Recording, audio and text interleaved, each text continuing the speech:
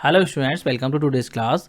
तो सुनो, आज के इस वीडियो में हम डिस्कस करेंगे क्लास 8 के कंप्यूटर के चैप्टर 9 के क्वेश्चन आंसर्स को, जो कि है साइबर एथिक्स। तो इस चैप्टर को जो है मैं ऑलरेडी एक्सप्लेन कर चुका हूं। अगर आप लोगों ने इस चैप्टर की एक्सप्लेनेशन वाली वीडियो नहीं देखी है तो उनको आप लोग देख लीजिएगा।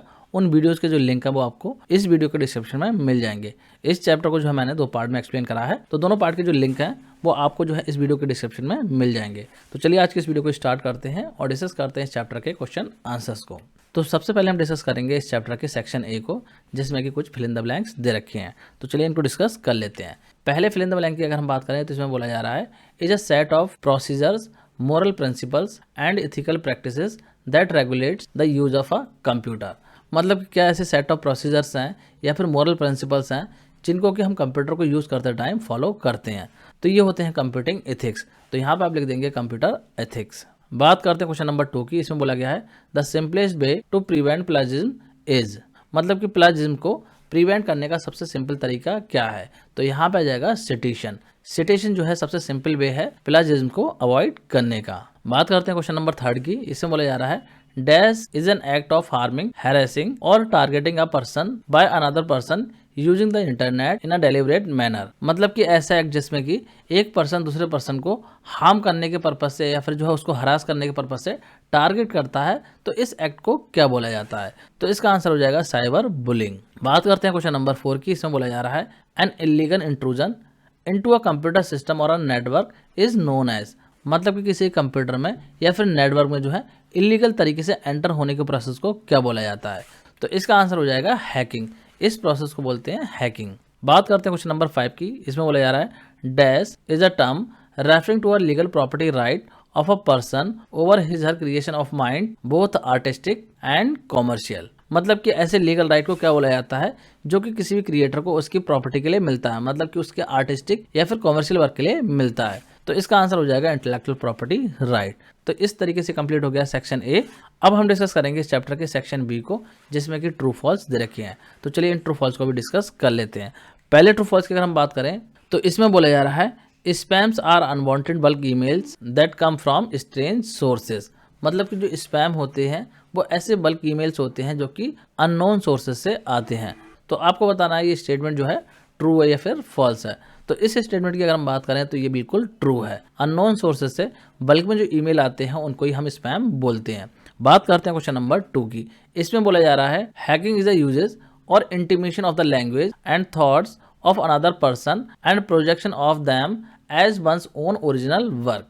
मतलब कि यहाँ पे बोला जा रहा है कि किसी और के वर्क को अपना बना के रिप्रेजेंट करने के प्रोसेस को हैकिंग बोला जाता है। तो ये स्टेटमेंट देखिए यहाँ पे फॉल्स हो जाएगा। इस चीज़ को हम हैकिंग नहीं बोलते हैं, इस चीज़ को बोलते हैं प्लेजियरिज्म।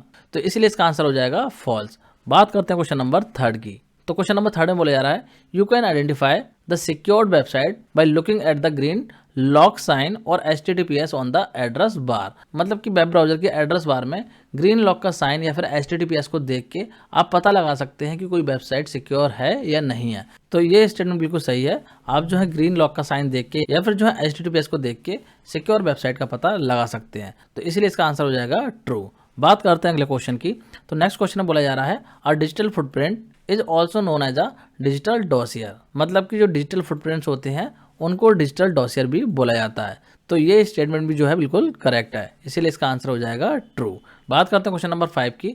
इसमें बोला जा रहा है a patent grants the inventor the sole right to make use and sell that invention for an unlimited period. कहने का मतलब यह है कि जो पेटेंट होता है तो पेटेंट जो है वो ये राइट दे देता है इन्वेंटर को कि वो जो है लाइफ टाइम के लिए उसको यूज़ कर सकता है, कि उसको किस तरीके से सेल करना चाहता है, किस तरीके से यूज़ करना चाहता है। उस चीज़ का जो राइट है वो उसको अनलिमिटेड टाइम के लिए मिल जाता है। मतलब किसी फिक्स पीरियड ऑफ टाइम के लिए नहीं मिलता है, अनलिमिटेड पीरियड के लिए मिल जाता है। तो ये स्टेटमेंट यहाँ पे गलत है। ये जो पेटेंट होता है ये मिलता है किसी भी इन्वेंटर को एक स्पेसिफिक पीरियड ऑफ टाइम के लिए। नॉर्मली ये जो है 25 ईयर्स के लिए मिलता है। तो इसलिए इसका आंसर हो जाएगा फॉल्स। तो ये कंप्लीट हो गया इस चैप्टर का बी सेक्शन। अब बात करते हैं इस चैप्टर के सी सेक्शन की, जिसमें कि एप्लीकेशन बेस्ड क्वेश्चंस हैं। तो चलिए पहले क्वेश्चन को डिस्कस कर लेते हैं। इस क्वेश्चन में बोला जा रहा है Neha is confused in deciding whether the mail that she has received is a genuine or spam. मतलब कि नेहा को जो है कोई मेल आया है तो वो कंफ्यूज है कि जो मेल आया है वो स्पैम है या फिर जेन्युइन है। तो यहाँ पे बोला जा रहा है can you help her in identifying the spam by specifying any indicative measures. मतलब कि आपको बताना है कि वो किस तरीके से आइडेंटिफाई कर सकती है कि वो जो मेल आया है वो स्पैम है। तो इस चीज़ के लिए जो आपको इंडक्टिव मेजर्स बताने हैं। तो चलिए बात करते हैं इसके आंसर की। तो देखिए जो स्पैम होगा तो उस स्पैम में एक चीज़ होगी कि टू का जो फील्ड होता है और जो सीसी का फील्ड होता है उसमें जो है उसका ईमेल एड्रेस नहीं दे रखा होगा। अगर उसका ईमेल एड्रेस टू वाले फील्ड या फिर सीसी वाले फील्ड में नहीं है तो इसका मतलब वो स्पैम हो सकता है। इसके अलावा जो स्पैम होते हैं उनमें ऑफेंसिव लैंग्वेज हो सकती है या फिर ऐसी वेबसाइट्स के लिंक हो सकते हैं जो कि सही नहीं हो, जिन पे कि उल्टा सीधा कंटेंट हो, तो ऐसी वेबसाइट के वहाँ पर लिंक भी हो सकते हैं। तो इन चीज़ों को ऑब्जर्व करके वो पता लगा सकते हैं कि जो ईमेल आया है वो जेन्युइन है या फिर स्पैम है। बात करते हैं अगले क्वेश्चन की। तो नेक्स्ट क्वेश्चन में बोला जा रहा है Ruby is surfing the internet to prepare for the civil services examination. She want to know whether the website she is referring to are secure or not. मतलब जो रूबी है वो सिविल सर्विसेज के एग्जामिनेशन की preparation के लिए internet को use कर रही है। तो उस टाइम पे वो जानना चाहती है कि जिस वेबसाइट को वो यूज़ कर रही है वो वेबसाइट सिक्योर है या नहीं है। तो आपको जो यहाँ पे कोई भी 2 पॉइंट बताने हैं जिसको कि जो है उसे सर्फिंग के टाइम पे ध्यान में रखना है। मतलब कि जब वो इंटरनेट यूज़ करे, वेबसाइट्स को विजिट करे, तो उसे जो है 2 पॉइंट कौन कौन से ध्यान में रखने चाहिए। तो वो पॉइंट आपको यहाँ पे बताने हैं। तो यहाँ पे देखिए आंसर की बात कर लेते हैं। तो रूबी को जो है पहली चीज़ तो ये ध्यान में रखनी है कि जो सिक्योर वेबसाइट्स होती हैं उनका जो URL होता है वो स्टार्ट होता है HTTPS से, मतलब कि वहाँ पे एस लगा हुआ होता है। और अगर एस लगा हुआ नहीं है तो उस केस में क्या होगा, क्लोज लॉक का साइन वहाँ पे आ रहा होगा। अगर इन दोनों में से कोई भी चीज़ है तो इसका मतलब वेबसाइट सिक्योर है, और अगर ये दोनों चीज़ें नहीं है तो इसका मतलब वेबसाइट सिक्योर नहीं है। तो इस तरीके से हो जाएगा इस क्वेश्चन का आंसर। आई होप आपको क्लियर हो गया होगा। तो ये कंप्लीट हो गया इस चैप्टर का सेक्शन सी। अब डिस्कस करते हैं सेक्शन डी को। तो सेक्शन डी में जो है मल्टीपल चॉइस क्वेश्चंस हैं, तो चलिए इनको अब डिस्कस कर लेते हैं। पहले क्वेश्चन की अगर हम बात करें तो यहाँ पे बोला जा रहा है the unwanted bulk emails that come from strange sources are called. मतलब जो अनवांटेड ईमेल्स होते हैं जो कि अननोन सोर्सेज से आते हैं तो उनको हम क्या बोलते हैं। तो इस क्वेश्चन का आंसर सभी को पता होगा, कई बार जो हम इसको रिपीट भी कर चुके हैं। तो ऑप्शन है यहाँ पे स्पैम, ट्रैश एंड जंक। तो इसका करेक्ट आंसर हो जाएगा ए, स्पैम। यहाँ पे ए वाला ऑप्शन आपका करेक्ट हो जाएगा। बात करते हैं क्वेश्चन नंबर 2 की। इसमें बोला जा रहा है dash is a small text file stored on your computer's browser directory that collect the information of your online activity and reports back to the host. मतलब कि ऐसी स्मॉल फाइल्स जो कि आपके कंप्यूटर के ब्राउजर में स्टोर हो जाती हैं और ये इन्फॉर्मेशन कलेक्ट करती हैं आपकी ऑनलाइन एक्टिविटी की, और उसके बाद में जिसने भी ये फाइल बनाई है उसको जो है ये रिपोर्ट कर देती हैं, मतलब कि उसको डेटा सबमिट कर देती हैं। तो बेसिकली आपको बताना है कि जो फाइल्स होती हैं इनका नाम क्या होता है। तो ऑप्शन ए है रजिस्टर, बी है कुकी और सी है ब्राउजर। तो इसका करेक्ट आंसर हो जाएगा बी, कुकी। कुकीज जो होती हैं वो हमारी ऑनलाइन एक्टिविटीज़ को रिकॉर्ड कर लेती हैं। बात करते हैं क्वेश्चन नंबर 3 की। इसमें बोला जा रहा है a dash is a legal right granted by the law to the creator for his original work. मतलब कि ऐसा कौन सा लीगल राइट है जो कि क्रिएटर को मिलता है उसके ओरिजिनल वर्क के लिए। तो ऑप्शंस हैं, ऑप्शन ए है कॉपीराइट, बी है पेटेंट और सी है ट्रेडमार्क। तो इसका करेक्ट आंसर हो जाएगा बी, पेटेंट। बात करते हैं क्वेश्चन नंबर 4 की। इसमें बोला गया है dash is a process of transforming data into unreadable code. मतलब कि ऐसा प्रोसेस जिसमें कि डेटा को अनरीडेबल फॉर्म में कन्वर्ट कर दिया जाता है, तो उस प्रोसेस को क्या बोला जाता है। तो यहाँ पे जो ऑप्शंस है, ऑप्शन ए है इनकोडिंग, बी है इंक्रिप्शन और डी है डिक्रिप्शन। तो इसका करेक्ट आंसर हो जाएगा बी, इंक्रिप्शन। बात करते हैं क्वेश्चन नंबर 5 की। इसमें बोला जा रहा है dash is an act of sending email to a user misleading him to believe that it is a from trusted person or organisation. मतलब कि ऐसे ईमेल सेंड करने के प्रोसेस को क्या बोला जाता है जिसमें कि यूजर को मिसलीड किया जाता है ये बोल के कि जो मेल आया है वो किसी ट्रस्टेड पर्सन का है या फिर ऑर्गेनाइजेशन का है, लेकिन एक्चुअल में वो होता नहीं है। तो इस चीज़ को क्या बोला जाता है। तो ऑप्शन है यहाँ पे, ऑप्शन ए में है फिशिंग, बी में है स्पैमिंग और सी में है हैकिंग। तो इसका करेक्ट आंसर हो जाएगा ए, फिशिंग। इस चीज़ को जो है फिशिंग बोला जाता है। तो ये कंप्लीट हो गया इस चैप्टर का डी सेक्शन। अब डिस्कस करेंगे इस चैप्टर के ई सेक्शन को, जिसमें कि कुछ क्वेश्चंस हैं जिनके कि आपको आंसर लिखने हैं। तो चलिए इन क्वेश्चंस को भी डिस्कस कर लेते हैं। बात करते हैं क्वेश्चन 1 की। तो इस क्वेश्चन में बोला जा रहा है list any 4 ethical guidelines that should be followed while using computer. मतलब कि आपको कोई भी 4 इथिकल गाइडलाइन यहाँ पे लिखनी है जिनको कि आपको फॉलो करना चाहिए जब भी आप कंप्यूटर यूज़ करते हैं। तो चलिए डिस्कस कर लेते हैं इसके आंसर को। तो यहाँ पे पहली गाइडलाइन की अगर हम बात करें तो इसमें बोला जा रहा है कि कंप्यूटर टेक्नोलॉजी को कभी भी जो है इन्फॉर्मेशन चोरी करने के लिए यूज़ ना करें, और ना ही जो है दूसरों को डेटा की जासूसी करनी चाहिए कंप्यूटर का यूज़ करके। दूसरे पॉइंट की अगर हम बात करें तो यहाँ बोला जा रहा है कि कंप्यूटर का यूज़ करके कभी भी रॉन्ग इन्फॉर्मेशन स्प्रेड नहीं करनी चाहिए। मतलब कि गलत इन्फॉर्मेशन को जो है शेयर नहीं करना चाहिए कंप्यूटर का यूज़ करके। थर्ड पॉइंट की अगर हम बात करें तो कभी भी जो है आप किसी और के कंप्यूटर को यूज़ ना करें उसके बिना ऑथराइजेशन के। अगर आपके पास में किसी कंप्यूटर को यूज़ करने की ऑथराइजेशन नहीं है तो आपको जो है उसका कंप्यूटर यूज़ करना नहीं चाहिए। तो इस तरीके से कुछ गाइडलाइंस हैं जिनको कि आपको फॉलो करना चाहिए जब भी आप कंप्यूटर यूज़ करते हैं। बात करते हैं क्वेश्चन नंबर 2 की। तो क्वेश्चन नंबर 2 में बोला जा रहा है define plagiarism, what step can be taken to prevent it. मतलब कि आपको बताना है कि प्लेजरिज्म क्या होता है और इसको प्रिवेंट करने के लिए क्या स्टेप्स हैं जो कि आप फॉलो कर सकते हैं।